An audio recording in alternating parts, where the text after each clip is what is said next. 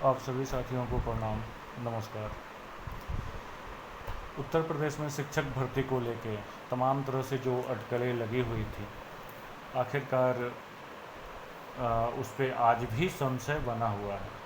Clearance आज तक कुछ नहीं मिला, न पहले मिला था न आज मिल रहा है। फिलहाल उत्तर प्रदेश सरकार के माननीय मुख्यमंत्री आदित्यनाथ योगी जी ने एक बयान दिया है, जो बयान चर्चा में चल रहा है उसको।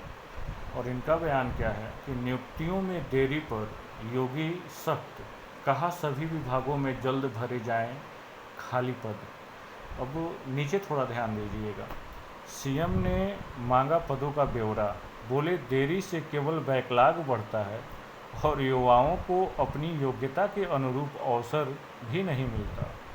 खैर ठीक है, बात तो बड़ी अच्छी कही इन्होंने, लेकिन गौर करने वाली बात है। यही सरकार आज 5 साल से शिक्षक भर्ती नहीं निकाल रही है और युवाओं को शुरुआती दौर में जब नियुक्त हुए थे सीएम, तो इन्होंने कहा कि अरे युवाओं क्यों भटक रहे हो लेके डिग्री इधर उधर, समाज सेवा करो, इन्हीं का बयान था। तो माननीय जी एक बार विचार करिए, जब चुनाव जीत गए आप, तो आपने सजेशन दिया था कि बेकायदा डिग्री लेके आप समाज सेवा करो, घूमो टहलो फिरो, समाज के हित के कार्य करो।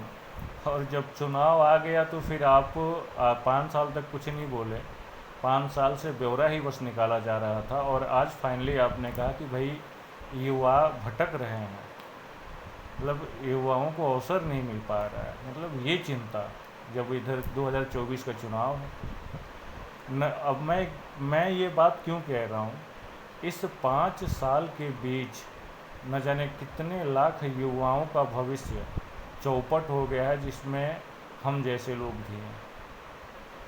तमाम तरह के अभ्यर्थी यूपी टेट या सी टेट पास हुए, 69,000 के बाद वैकेंसी नहीं आई। 5 साल पूर्ण होने को हैं और कोई भी छात्र है, जैसे कोई बीटीसी कर लिया, टेट सी टेट कर लिया है, तो किसी के भी गार्जियन ना 4 साल 5 साल इंतज़ार नहीं कर पा रहे हैं कि चलो ठीक है, हमारा बेटा तब तक क्लियर पड़ा है, चुनाव आएगा, भर्ती आएगी, आराम से तब हम इसको ये नौकरी पाएगा, नौकरी पाने के बाद इसके हम शादी विवाह करके तभी कमाएगा।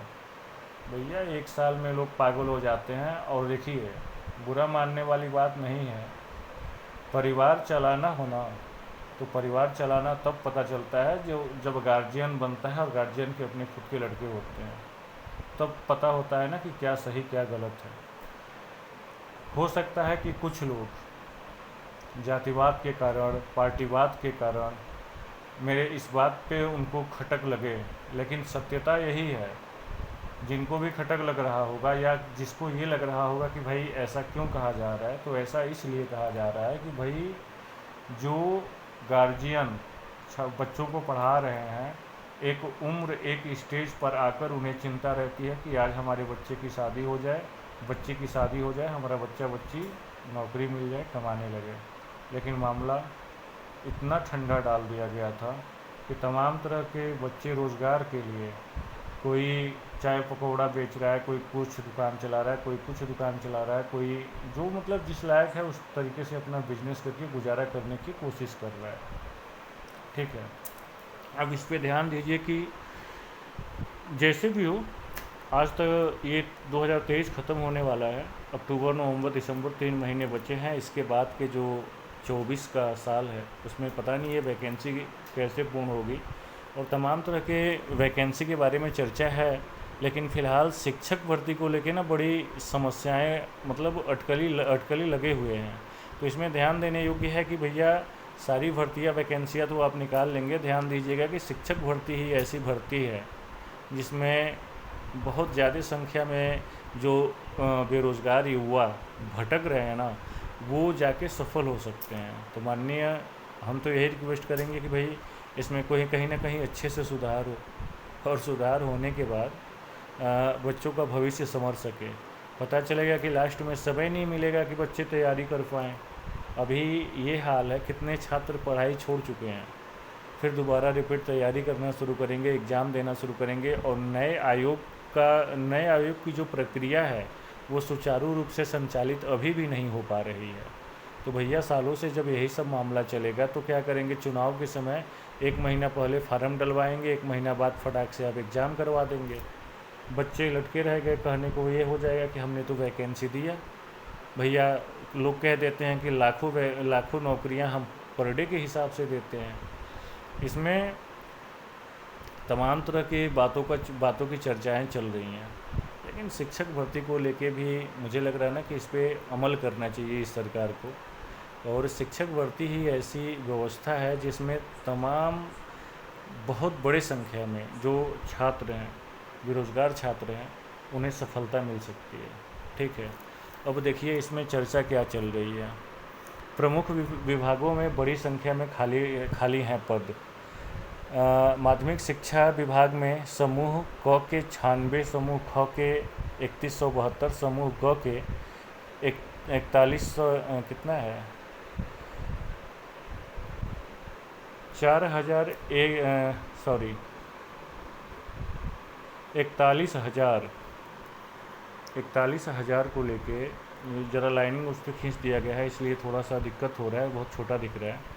तो 41,000 इसमें है। फिर बेसिक शिक्षा विभाग में दे रहा है कि सहायक अध्यापक में 51,112, खंड शिक्षा अधिकारी में 34, वरिष्ठ सहायक के 875, और